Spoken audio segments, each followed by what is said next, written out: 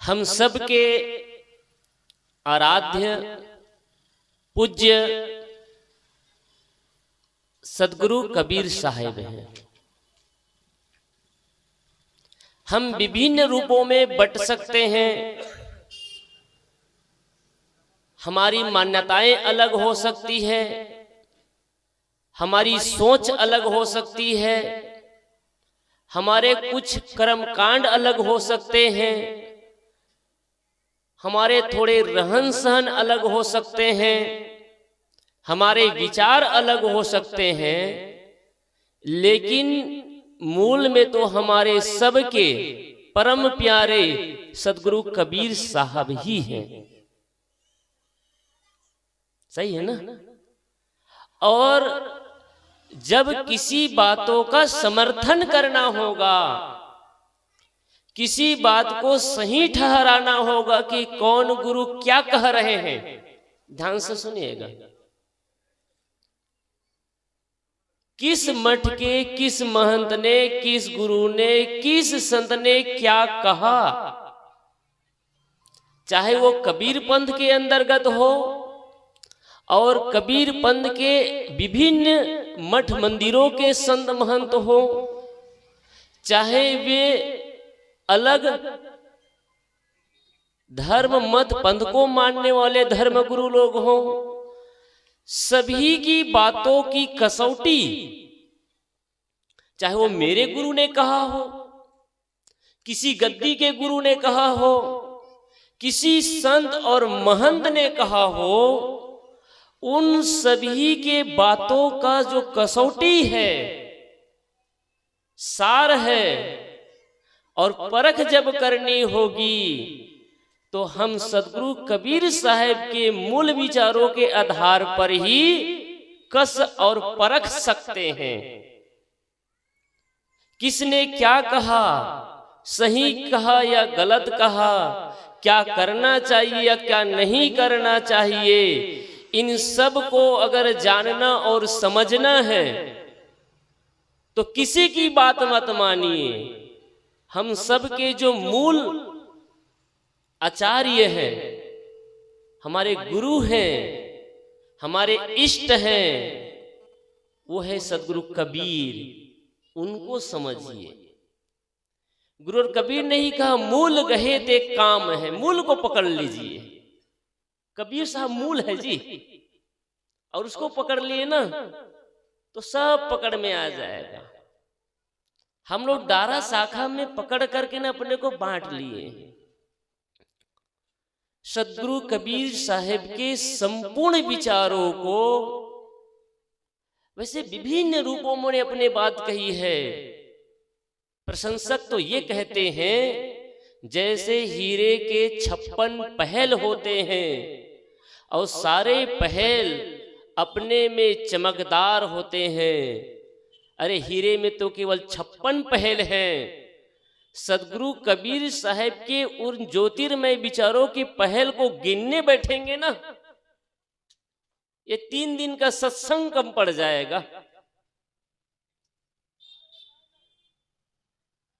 गुरु की जो वाणी है, गुरु की जो महिमा है और सदगुरु की जो चर्चा है, उसका हम बखान नहीं कर सकते।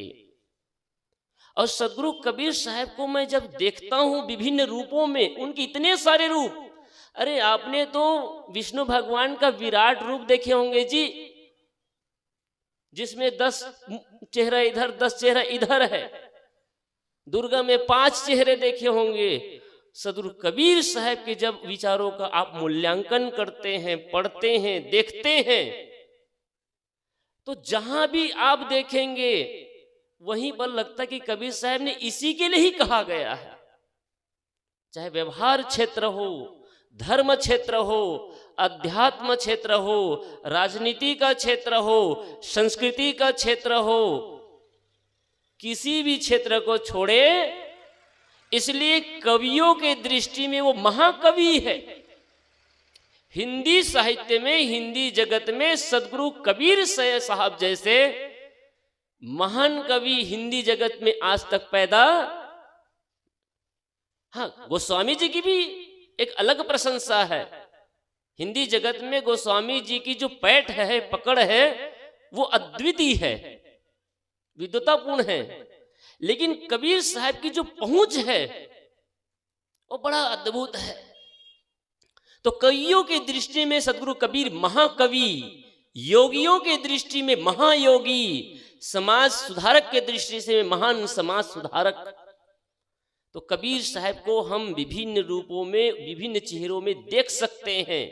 उसके इतने सारे पहल, इतने अनगिनत पहल हैं। आप उनके गजल पढ़ के देखिए, इतना सुंदर लाजवाब गजल। हमन है इश्क का मस्ताना, हमन को होशियारी किया, रहे आजाद जग में हमन तो इंतजारी किया। कितना गजब, इतना बढ़िया बढ़िया पद उसने दिया, सुनते ही मन मुग्ध हो जाता है। मन लागो मेरो यार फकीरी में, जो सुख पायो राम भजन में, सो सुख नाही अमेरी में। मन लागो मेरो यार फकीरी में। मैं कहता आँखन की देखी, तू कहता कागज की लेखी, तेरा मेरा मनवा कैसे एक होई रे। पानी में मीन प्यासी, मही सुन सुन आवत हासी, आत्म ज्ञान बिना नर भटके, कोई मथुरा कोई काशी। कितना अद्भुत प्यारा प्यारा भजन है, सुनते ही मन मुग्ध हो जाता है। कहने का तात्पर्य, सदगुरु कबीर साहब ने इतने क्षेत्र में उन्होंने अपने विचार प्रस्तुत किए, संदेश दिए। उन सभी विचारों को हम 4 भाग में विभाजित कर सकते हैं, समझने और समझाने की दृष्टि से। वो क्या है? पहला विभाग है, बस संक्षिप्त में बस अपनी बात करूंगा। आप सब सुज्ञजन हैं, समझदार हैं, आप सबको केवल इशारा करना है, पढ़े लिखे हैं जी। और ये भुरभूसी गांव तो 100 साल से पुराने समय से कबीरपंथियों का गढ़ है, दूर दूर तक इस गांव की ख्याति है। मैं पिछले साल जब आया, आने से पहले मुझे पता चल गया था कि भुरभूसी ग्राम कबीरपंथियों का गढ़ है। और एक ऐसे ही है पूरा ये अंचल, राजनांदगांव से लेकर के कवर्धा तक, अरे इसका नाम ही कवर्धा पड़ा, कबीर धाम। और ऐसे सुंदर धाम में आप सब विराजमान हैं। आप प्रशंसा के पात्र हैं, आप धन्य के पात्र हैं। इसलिए कोई बहुत बड़ी चर्चा और विश्लेषण की जरूरत नहीं, आप सब तो संकेत को समझने वालों हैं। तो सदगुरु कबीर साहब के विचारों को 4 भाग में आप विभाजित कर सकते हैं। अब सदगुरु कबीर साहब के इन 4 भाग में विभाजित करके उनके संपूर्ण संदेश को समझने का प्रयास करिए। और फिर ये देखिए कि क्या हम सदगुरु कबीर साहब के शिष्य कहलाने योग्य हैं, अनुयायी कहलाने योग्य हैं? क्या हम उसके भक्त होने लायक हैं? या फिर ये कह सकते हैं क्या हम कबीरपंथी भी हैं? ये बड़ा प्रश्न है। कंठी माना ले लेना ऐसा नहीं, हम नहीं लेते, हमने भी गुरु का कंठी माला जी देखिए हम पहने हैं, इसका विरोध थोड़ी ना है। गुरु ने जो दीक्षा दी है, जो संस्कार दी, उसका सफेद कपड़ा भी पहना, ये प्रतीक है। लेकिन ये सब करने मात्र से क्या हम एक कबीरपंथी हो सकते हैं? हम सब विचार करें। किसी भी आप शाखा से जुड़े हो, ये शाखा की बात नहीं है, हम तो मूल की बात करने बैठे हैं आज, सही ना? क्या हम में वो योग्यता है? क्या हम सीना ठोक करके कह सकते हैं कि हम कबीरपंथी हैं? या कबीरपंथी कहलाने में हमें गौरव महसूस होता है? क्या है वो बता दूं 2 मिनट में। सदगुरु कबीर साहब का जो पहला संदेश है वो समाज सुधार का संदेश है। समाज के कुरीतियों को, समाज की बुराइयों को दूर करने के लिए उन्होंने प्रहार किए, जोरदार अपने शब्दों का प्रयोग किए। समाज में क्या कुरीतियां थी? तो समाज में जाति के नाम पर, लिंग के नाम पर, छुआछूत के नाम पर बहुत सारे अंधविश्वास फैले हुए थे। इसके लिए कबीर साहब ने इनकलाब किया। अगर आप सदगुरु कबीर साहब के सच्चे अनुयायी हैं तो मनुष्य को मनुष्य के दृष्टि से देखिए और मनुष्य के दृष्टि से देख करके उसका सम्मान करिए। लेकिन एक तरफ हम कबीरपंथी हैं, दूसरे तरफ जाति का मोह गया नहीं है, छुआछूत का मोह गया नहीं है। ठीक है, आप समाज में बंधे हैं, शादी के समय, रिश्ते के समय आप मर्यादा में रहिए, लेकिन बेवजह के आप अपने मन में खुरापात पाले रखे रहते हैं। कबीर साहब ने कहा, जाति न पूछो साधु की, पूछ लीजिए ज्ञान, और मोल करो तलवार की, पड़ी रहन दो। जो संत है, साधु है, सज्जन है, इसकी अपनी कोई जाति होती और किसी की जाति नहीं होती। समाज में जितने प्रकार की बुराइयां हैं, जितने प्रकार के अंधविश्वास हैं, इन सब के लिए सदगुरु कबीर साहब ने, अब उसके ग्रंथों को पढ़ के देखिए, आज पूरा विश्व, हमें गौरव से कहते हैं, पूरे विश्व सदगुरु कबीर साहब को एक क्रांतिकारी के रूप में जानते हैं, महान क्रांतिकारी के रूप में जानते हैं, समाज सेवक के रूप में जानते हैं। इसलिए अगर हम कबीरपंथी हैं तो हमारे समाज में जो बुराइयां हैं, चाहे वो जिस भी प्रकार की, मैं व्याख्या ना कह देने, मैं व्याख्या नहीं करूंगा क्योंकि व्याख्या का टाइम नहीं है।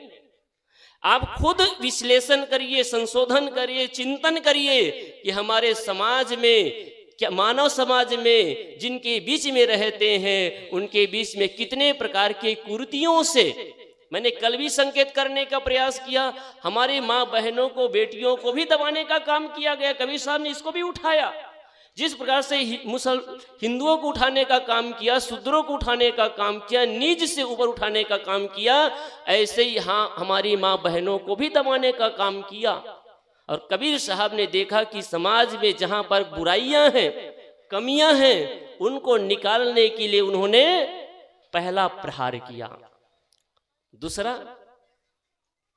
दूसरा सदगुरु कबीर साहब का जो सबसे बड़ा, और जिसको कबीर साहब को कबीर बनाते हैं और कबीर के नाम से जिसको जानते हैं, और जो आज भी वो चमकदार जिसके कारण बना है, वो है कि कबीर साहब धर्म में जितने प्रकार के पाखंड हैं, अंधविश्वास हैं, चमत्कार हैं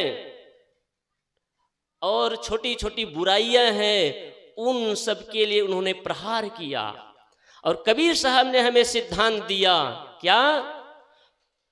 प्रकृति की व्यवस्था के अनुकूल, कारण कार्य की जो व्यवस्था है उसके अनुकूल ही सब चीज हो सकता है, और किसी प्रकार का कोई चमत्कार, कोई पाखंड, कोई भ्रम, भूत कुछ भी नहीं होता।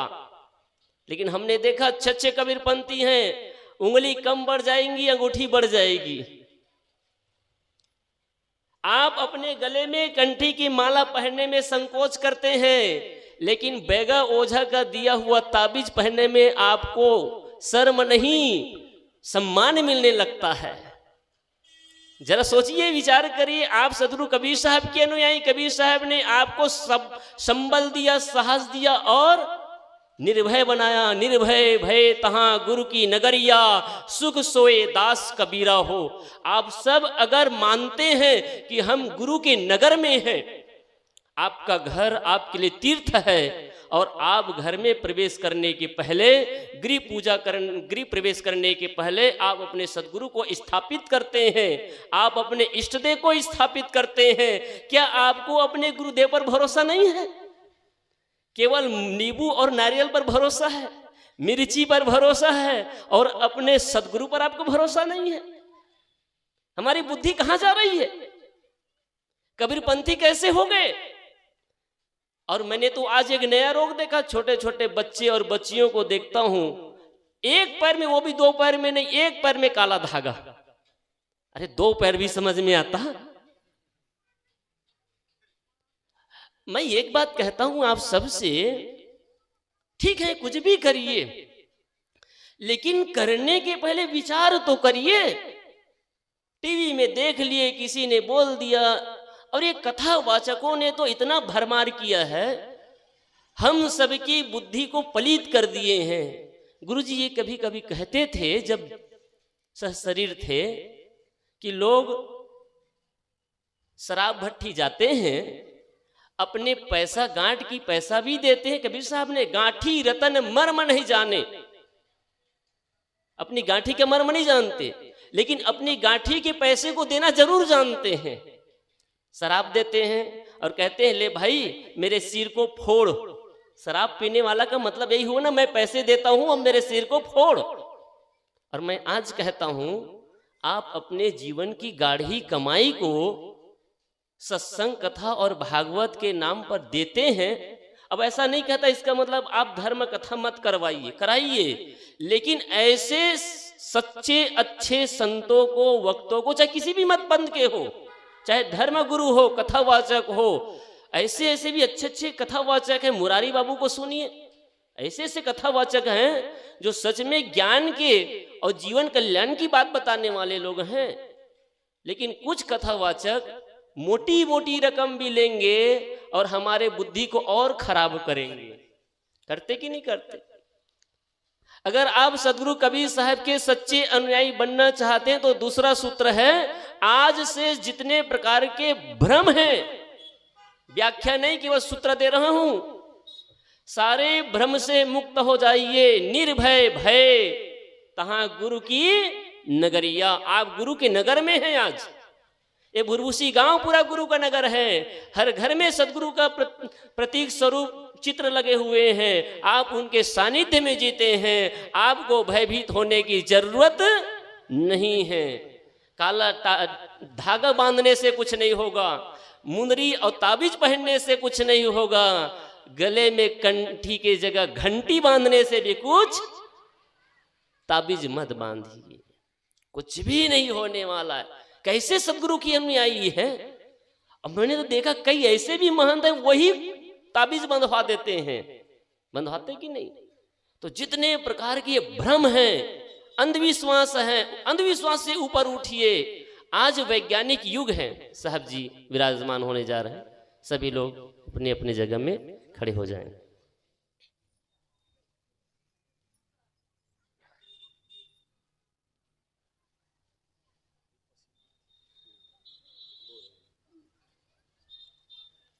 हाँ, बढ़ करके बढ़िया बैठ जाएं। बोले सदगुरु देव की। तो हो बैठ जा बाबा, बैठ जा।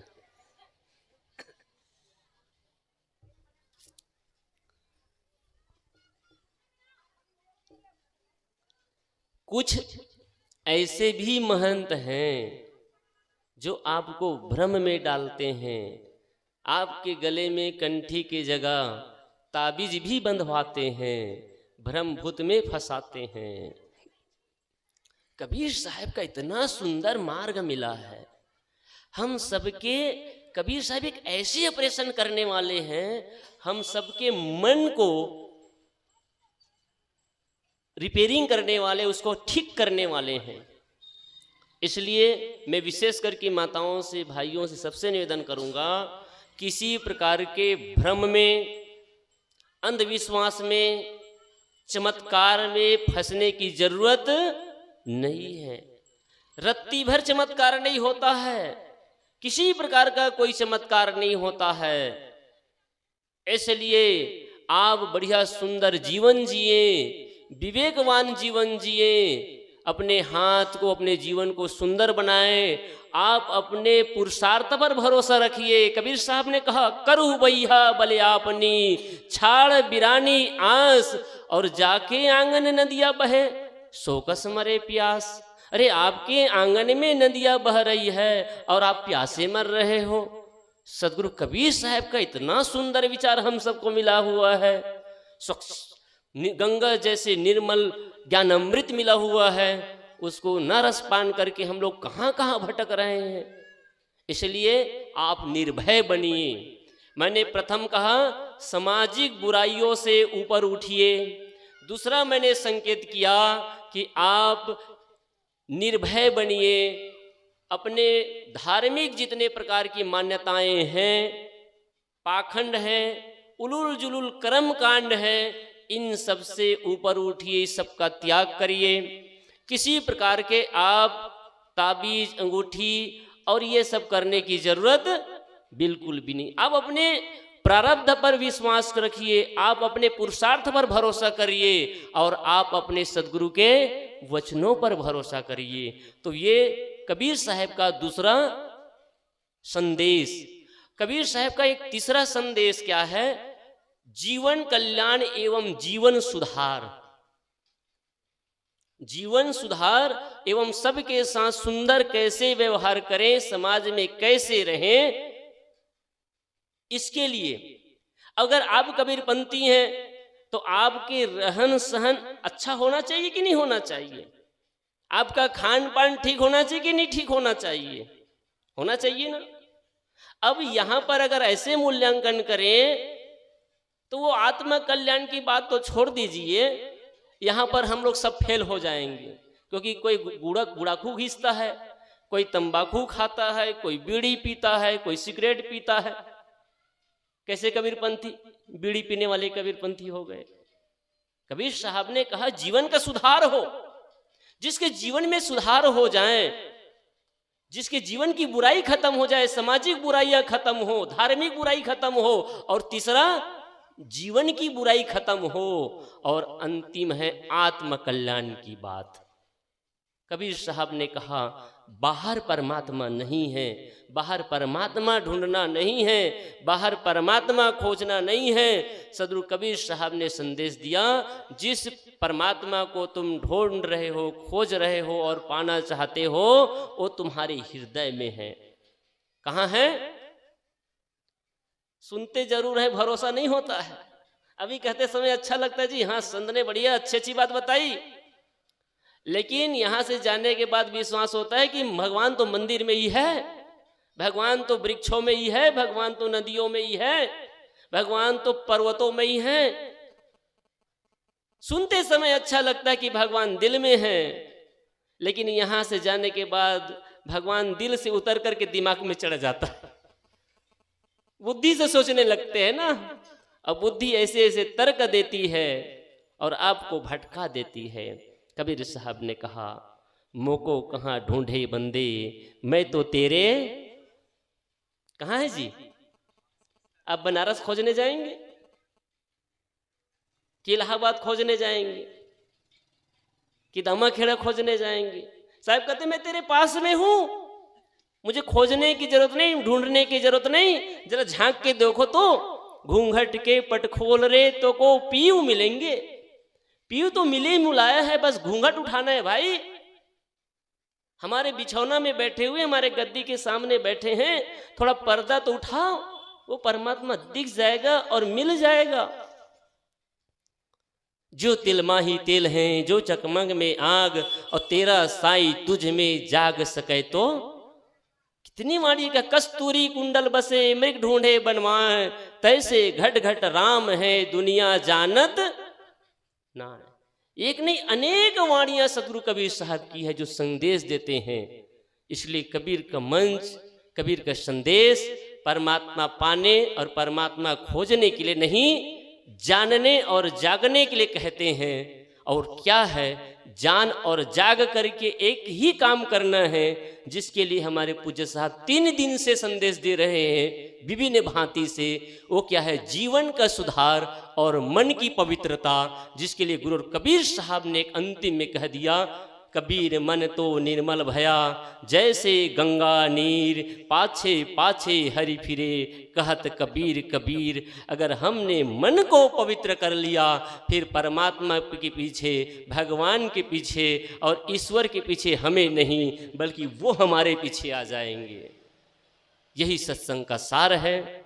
आप सबने बड़े ध्यान से, शांति से सुना, 3 दिन तक श्रवण किया, इसके लिए आप सबको बहुत बहुत धन्यवाद। और इस दिनेश जी को, उनके पूरे परिवार को आप ऐसे सुंदर आयोजन करें और करते रहें, और सहयोगी आपका सहयोग करें। यही शुभ भावना के साथ में मैं अपनी वाणी को विराम करता हूँ। बोले सद्गुरु देव की जय।